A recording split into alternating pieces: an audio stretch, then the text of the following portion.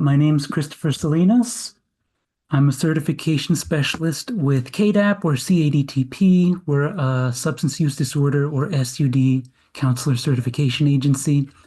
I imagine you're all here interested in becoming SUD or AOD counselors, right?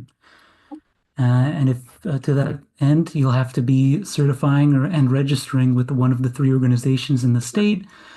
I'm going to talk a little bit about some an overview of what's required of you, regardless of which agency you decide to register or certify with, but also go, of course, more in depth with what it takes to be certified under our agency, CADTP. So this is the homepage of our website. I have a little presentation for you guys, though, a PowerPoint here. Okay, so a review of SUD counselor certification. So firstly, I'm just going to talk a little bit about our agency specifically. CADAP or CADTP, whatever you'd like to call us. I'll be using those two interchangeably. We are a nonprofit organization that first formed to promote the integrity of and to promote the understanding of California's DUI programs, as well as support them in legislation, but that was a long time ago. That's a separate portion of our association today. So we have, the DUI program representation portion of our association, as well as the substance use disorder counselor certification agency portion of our association. And we developed our certification agency portion in 2005 because during that time in 2005, the Department of Healthcare Services adopted regulations that required the registration and certification of alcohol and drug counselors. And so in order to promote, or excuse me, in order to continue to support our members, which at that time were the DUI programs, we knew that we had to become a certifying agency, right? Because in order to work in a DUI treatment program that's licensed by the state, they need counselors. So we formed that separate portion of our association back then. But just so you know, our agency has been nationally accredited by the NCCA and the Department of Healthcare Services, which means that all of our certificates, our registered credential and certified credential, all comply with Title IX regulations and are equivalent to those of the two other certifying agencies.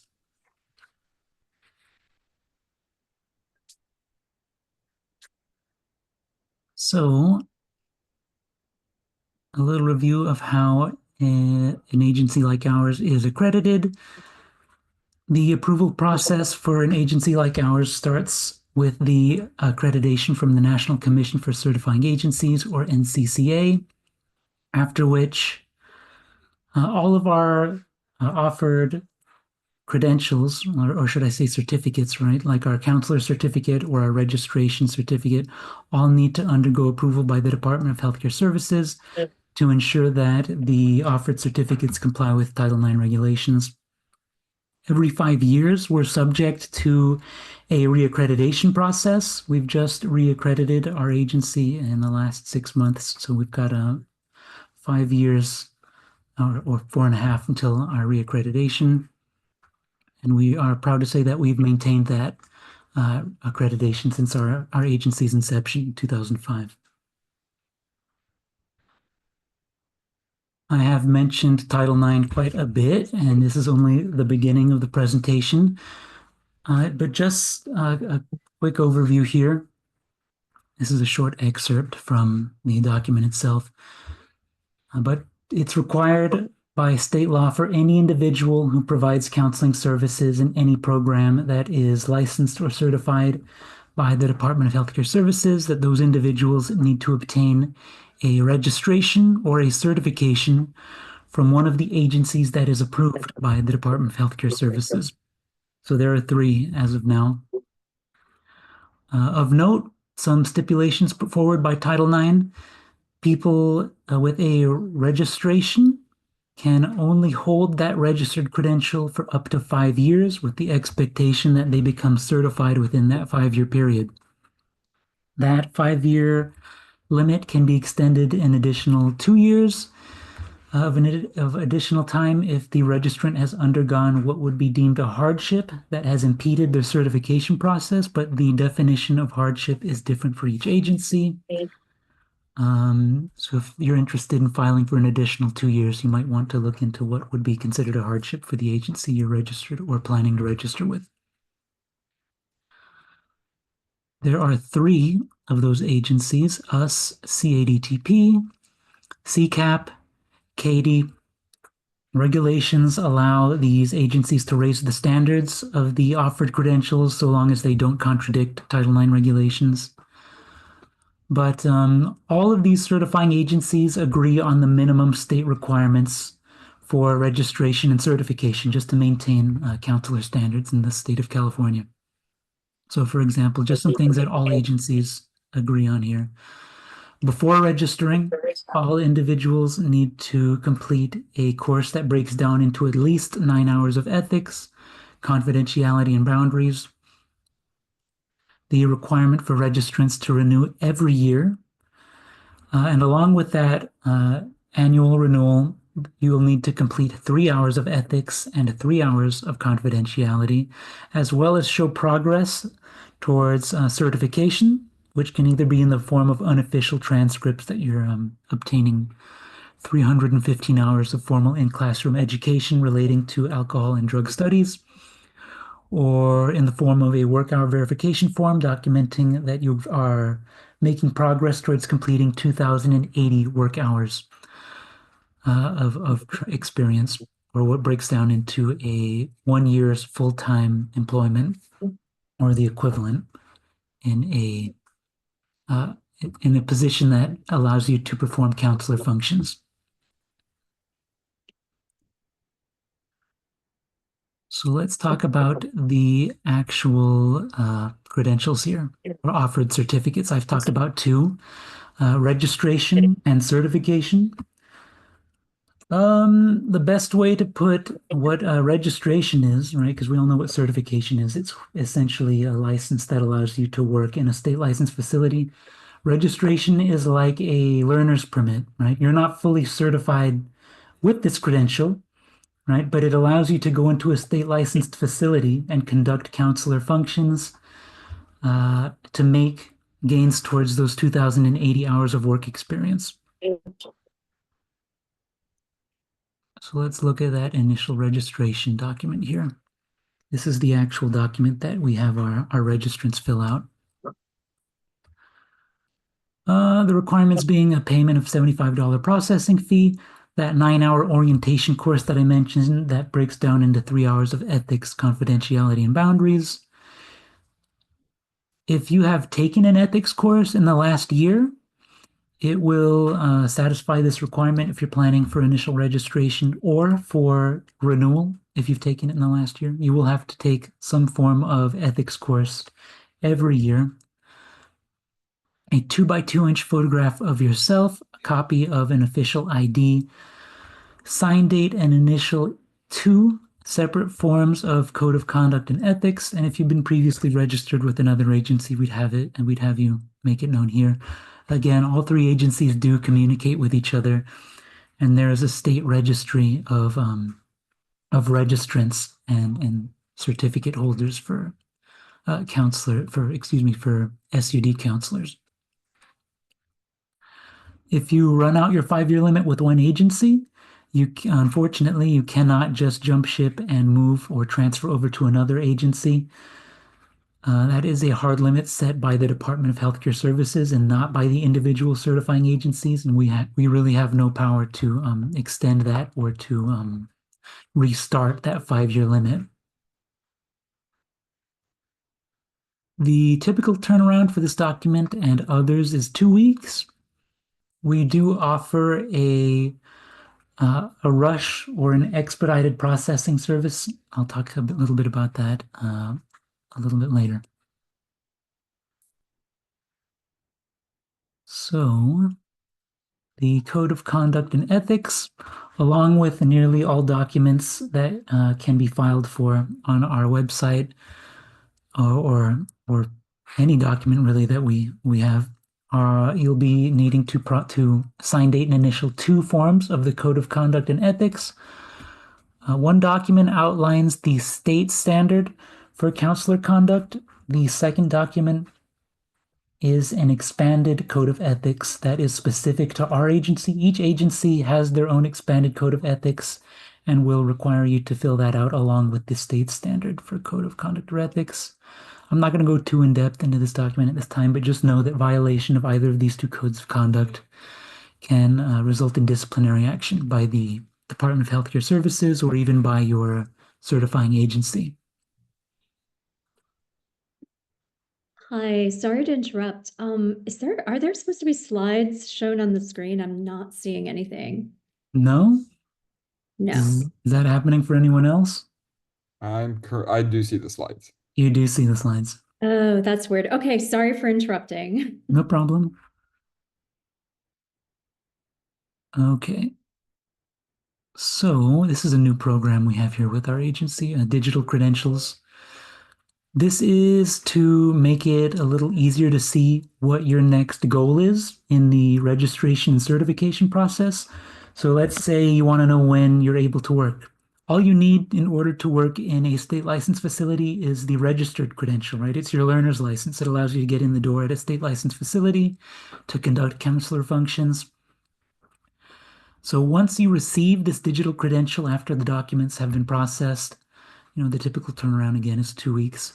You're able to work. You're able to show this digital badge to your employer, any kind of auditor or what have you. You'll pop up in our registry. And along with these digital credentials, we have this registrant pathway to certification. So it sort of outlines what the next requirement is in after you've gotten your registration, because you'll have a 5-year limit with the expectation that you'll be getting your full certification in that time. So let's say you've only just completed your 9-hour ethics course, you've received your registration, and this will tell you, okay, what's the next step? Are you making progress towards your 315 hours of formal in-classroom education? Let's say it's a yes. You guys are there at UCSD Extended Studies, and let's just say you've completed it. Check. That's done. What's the next requirement here? 2,080 hours of counseling experience.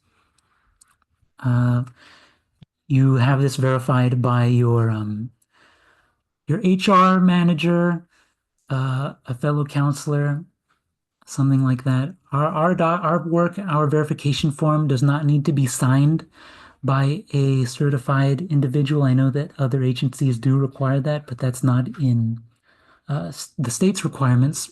It can be signed for by anyone in a management position that can confirm that you were completing those work hours. Check. What's the next thing here? IC and RC exam passing grade. And so it just shows you in a sort of checklist format digitally, what is the next thing you need to complete in order to get that full certification. I have a question. Let's maybe hold questions towards the Okay. end. The presentation is pretty comprehensive. I may answer it a little later. So this is all tracked through what we call a credible account. This is a new program we have here. But let's talk a little bit more specifically about the requirements to become certified. So of course, the only barrier to entry to get your registered credential or your learner's license is that 9 hours of ethics confidentiality boundaries. Let's say you've got it done. Within a 5-year period, what is it you need to have completed? So here's what it takes. The completion of at least 315 hours of formal in-classroom education. We have a education review form just to make sure that all the education you've received fits into the proper curriculum that is required by the state in order for you to be eligible for the certification. A work hour verification form documenting 2,080 hours of work experience, specifically counselor functions. The work hour verification form outlines what is acceptable and what is deemed, counselor functions. Along with that, 255 hours of a practicum. We also have a practicum log that breaks down what specific areas need to be taught. I believe we actually call it our what do we call it? Our supervised training, or I think it's supervised training. I can show you a little later in the presentation. A signed, dated, initialed each page of both codes of conduct and ethics, as with all of our documents. 2 by 2 inch photograph of yourself, and a payment of $350. So when you apply for initial certification, you're actually going to be getting a packet. You are applying for 2 separate things. 1, the certification itself, and 2, you'll be applying to take an exam. It is the IC and RC Alcohol and Drug Counselor exam. The IC and RC is a separate organization from us. They create and grade the test. They have a number of tests, but the specific one that you'll be studying and taking is the ADC, or Alcohol and Drug Counselor exam. Whether you are registering or certifying with us at CADAP or CADTP or our competitor CCAP, you will be taking this exam. Both agencies require a passing grade on this one exam in order to be eligible for certification. It is 150 questions, timed. You'll have 3 hours to complete it. It covers topics like assessment, screening, treatment planning, referrals, as well as ethical responsibilities, of course. There are testing facilities up and down the state. Once you apply to take the exam, we'll coordinate with the IC and RC organization to find a testing location that is local to you, hopefully local to you. I can't imagine they'll be all that far. And you'll be admitted into the test hall on the date that you are signed up on. Let's see here. You'll need to prove your identity to get into the test hall in either the form of a driver's license, a government-issued ID with photo and signature, passport, military ID card. No other forms of ID are recognized. We host exam prep info on our website that I will certainly show you how to get to a little later. It can be a little bit of a doozy of a test. This is another new program that we have. We were given a grant by the state of California to help boost counselor numbers in the state. There's a huge deficit of population to mental health service providers in California. And in order to help alleviate that deficit, we were given a grant to help provide more counselors for the state. And we decided that the best way to do that would be to just help people one-on-one with the requirements. So the registrant liaison, we have an individual that helps our registrants hands-on with guidance on what they might need to get from registered to certified in the form of financial aid, if they need help paying for the exam, or for supplemental CEUs, because I know some people they'll need an supplemental ethics CEUs. That's what I was looking for. So in order to renew and in order to initiate registration, you'll be paying for ethics CEUs either at some form of college or at an independent organization. There are a number of independent organizations that you can pick up these ethics CEUs from, and we can help pay for that if that's something you need. We help the registrants find exam preparation and support, and we can help outline like a personalized certification plan if that's something they need. But this is only accessible for individuals who register with our organization, because the grant specifically says that we can only provide these services to people that are registered under CADTP and not the other organizations. If that's something you're interested in, you can schedule a Zoom consultation with our liaison here. with the Zoom QR code. I can also show you how to find it on our website a little later. But for now, I'm going to talk a little bit about our registrant renewal.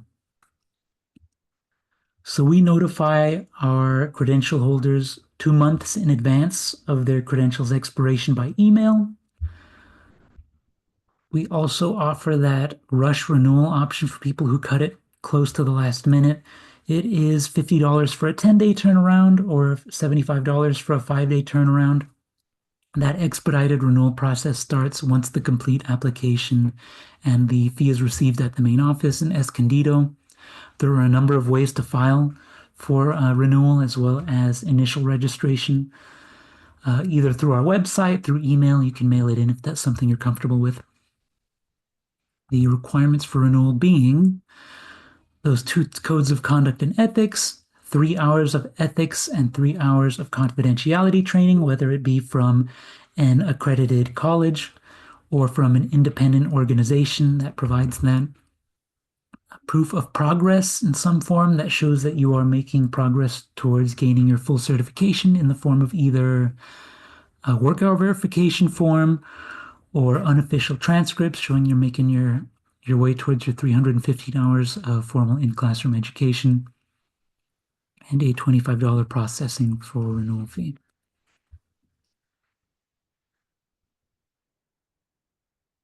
Let's see. So reciprocity application. This is our transfer form.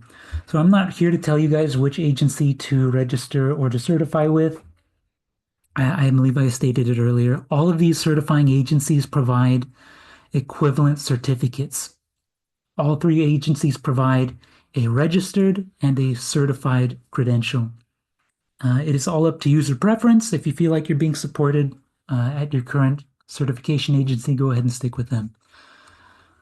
But this is the transfer form. Because the various certifications granted by the organizations are all equivalent, transferring is pretty easy.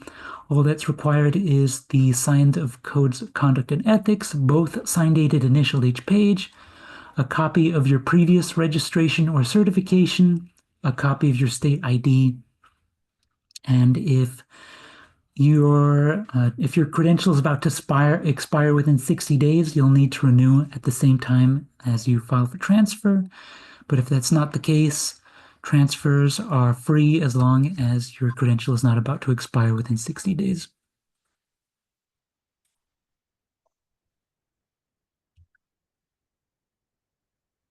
So let's talk about certification renewal.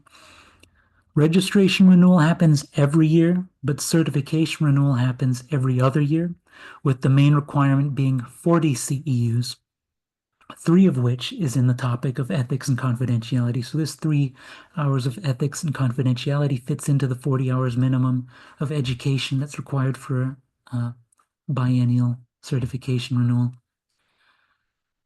The base level of certification requires a $135 processing fee, but we have higher levels of certification. Like you can see here, the clinical supervision credential requires 6 hours of clinical supervision courses, along with a higher processing fee, depending on that level of certification. So these are those advanced credentials. Once you're certified, you can advance your actual certificate just to show or to demonstrate to management that you're also management material. Like let's say, for example, you've worked for a clinical supervision credential, right? Let's see this one here, clinical supervision. It might demonstrate to your manager that you're capable of supervising other clinicians or counselors. They're all broken down by level of work experience and hours of education, a level of education, excuse me.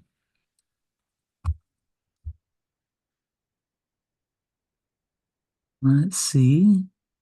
For the remainder of the presentation, I'm going to highlight various aspects of the website just so you can see the resources we have available there. Many of the resources are valuable regardless of which agency you decide to register or certify with. I talked about that IC and RC alcohol and drug counselor exam. If you decide to register or certify with CCAP, you're going to need a little information on the exam as well. We host quite a few documents on that exam, actually. So this is the homepage of our website. If you were interested in filing for initial registration or initial certification, you could mouse up to new or hit this panel here on the left, and you can find all the documents associated with applying for those credentials. If you as part of regulations, each agency needs to have a location on their website in order to report violations of Counselor's Code of Conduct and Ethics. So if you know of any, our buttons were right there at the top. I talked about CEUs or continuing education units. Just know that if you are obtaining CEUs from an accredited college, they'll always count. But there are independent organizations that offer CEUs for ethics, confidentiality, and a number of other CEUs in order to provide counselors with an expedited renewal, right? Some of these locations offer those 40 hours of CEUs in a packet for counselors to process the renewal or to send in with the renewal. And we have to be able to verify that their curriculum aligns with state requirements. And so we have a directory that shows all of the CEU locations or CEU providers that we will accept. If you're unsure if your CEUs will count towards certification or registration, you may have to call ahead if they're not listed on the CEU provider directory. But again, if you're obtaining them from an accredited college, they'll always count.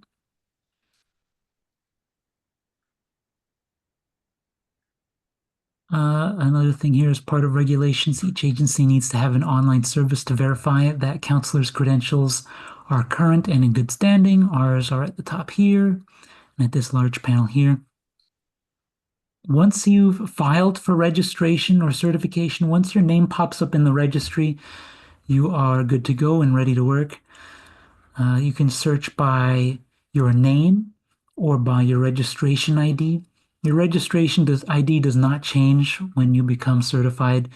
It outlines things like your credential status, expired or current, level of certification, and all dates associated with those credentials, and any disciplinary action that had been taken against the counselor would be shown in the last two panels there.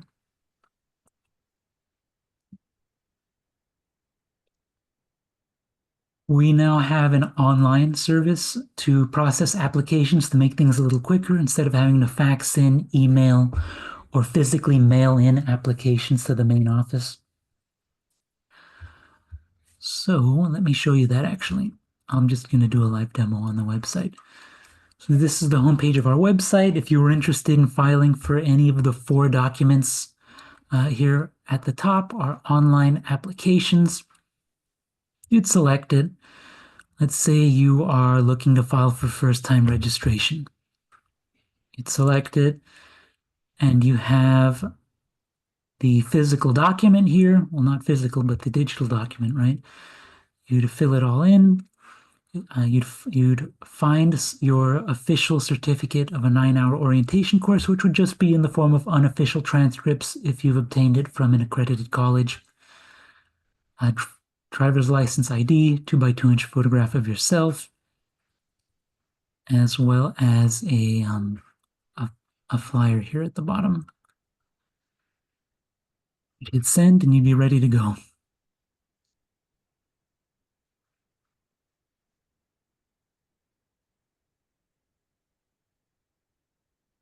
We'll skip the payment portal. Another resource we have here that's good for essentially any counselor, regardless of which agency they decide to certify with, is our Career Center. Employers up and down the state of California post SUD counselor positions on the job board. Each listing is going to include position title, the location, whether it's full or part-time position. I'm actually just going to show you again. It is here at Career. If you're looking for an internship at any of these locations, you can filter by which agency has internships available. If that's something that interests you, go ahead and have a look. Let's talk about that exam, the Alcohol and Drug Counselor exam by the ICNRC. So we host supplemental information under New at Exam Info, things like flashcards, released test questions. But I think the most important document that you guys will find in regards to this test is a document called TAP 21. The exam is built to satisfy this document called TAP 21, which outlines all the ethical responsibilities of a counselor, what's expected of counselor functions and individuals performing those counselor functions, and we host that document under Resources. So at this top bar here, mouse over to Resources, click it, and we host the full TAP 21 document here at this gray panel. I insist that if you were planning to take this exam to read it, the exam is based on this TAP 21 document. Again, it's 150 questions, 3-hour time limit, and the last time I checked, it had somewhere between a 50 and 60% fail rate. Hopefully that's a little higher now. I think the last time I checked was almost 8 months ago. But if that's something you're interested in, go ahead and look that up. This is actually coming up on the end of the presentation. Just some reminders I like to tell our registrants and counselors to keep an eye on their credential expiration date. Your job depends on it. If your credential lapses, you put your own self in jeopardy, as well as the location you're working at in jeopardy if you're audited or what have you. We do send a notification 2 months in advance by email when a counselor's or a registrant's credential is expiring. If you cut it real close, we always have that expedited renewal process, but the typical turnaround for most of our documents is 14 days. I will say the exception is the initial certification, because we have to coordinate with an outside organization to get you guys a test date. If you're completing work hour verification, be sure to include the contact information of your supervisor. We will have to contact them to verify those documents. Any and all documents that I've shown in the PowerPoint are available online on the website that I've shown you. That's the end.